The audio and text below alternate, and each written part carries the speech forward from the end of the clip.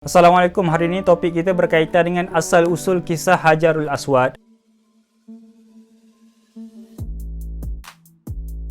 Jadi Hajarul Aswad asalnya perkataan daripada bahasa Arab. Hajar sendiri bermaksud batu dan aswad sendiri bermaksud hitam. Jadi bila kita gabungkan Hajarul Aswad maka bermaksud batu yang hitam. Jadi Hajarul Aswad merupakan batu asalnya pada syurga yang berwarna putih pada asalnya. Kemudian berubah menjadi hitam kerana dosa anak Adam tu sendiri ketika mana anak Adam menyentuh dan mencium batu Hajarul Aswad. Kerana dalam hadis Nabi SAW yang diriwayatkan oleh Ibn Abbas, kata Nabi SAW, Hajar Aswad telah diturunkan daripada syurga dan ianya berwarna putih seakan-akan putih susu. Kemudian berubah menjadi hitam kerana kotoran dosa anak Adam tu sendiri ketika mana mencium dan menyentuh batu Hajarul Aswad tu sendiri. Dan batu Hajarul Aswad pada asalnya bila mana diturunkan oleh Allah Subhanahu Wa Taala sangat-sangat bercahaya. Tetapi Allah Subhanahu Wa Taala telah menutup nur cahaya daripada batu Hajarul Aswad sendiri kerana dalam hadis Nabi SAW yang diriwayatkan oleh Abdullah bin Amr al-As, kata Nabi, sesungguhnya Hajarul Aswad dan makam ataupun makam Ibrahim merupakan dua permata daripada syurga dan Allah telah menutup cahaya nur cahaya kedua-dua batunya. Kerana jika tidak ditutup nescaya ianya akan menerangi daripada timur dan barat. Dan batu Hajarul Aswad terletak di arah timur Kaabah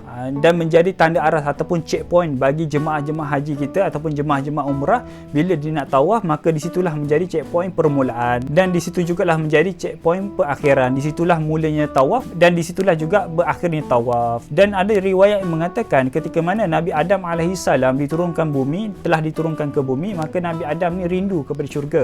Maka Allah Subhanahu Wa Taala telah menurunkan satu batu daripada syurga, iaitu batu Hajarul Aswad. Dan disambung juga kisah pada zaman Nabi Nuh AS, kan Adam, Idris dan Nuh. Jadi korang boleh tengok dalam video yang sebelum ni, klik dekat sini. Dekat situ berlaku yang banjir yang sangat-sangat besar. Maka Allah Subhanahu Wa Taala telah mengangkat batu Hajarul Aswad sendiri ke langit dan telah meninggalkan sisa binaan Kaabah itu sendiri. Dan disambung pada zaman Nabi Ibrahim AS yang ingin membuat binaan semula Kaabah tersebut dengan dibantu oleh anaknya iaitu Nabi Ismail AS.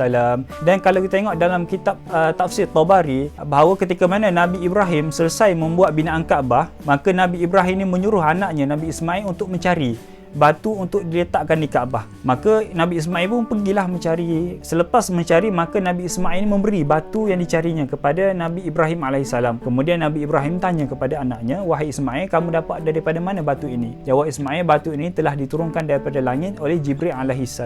Dan seterusnya disambung kisah pada zaman Nabi Muhammad SAW ketika mana berlakunya banjir pada zaman tersebut. Ini zaman sebelum Nabi diisytiharkan kerasulannya, sebelum Nabi umur 40 tahun. Ketika itu berlaku banjir di kota Mekah dan kabilah-kabilah pada ketika itu mengalihkan batu Hajarul Aswad kerana nak bina semula binaan Kaabah dengan baik, dengan sangat cantik semula. Jadi selepas sahaja binaan itu selesai, maka kabilah-kabilah ini berebut di antara satu sama lain, siapakah yang berhak untuk meletakkan batu Hajarul Aswad di tempatnya. Kabilah ini kata, akulah yang berhak.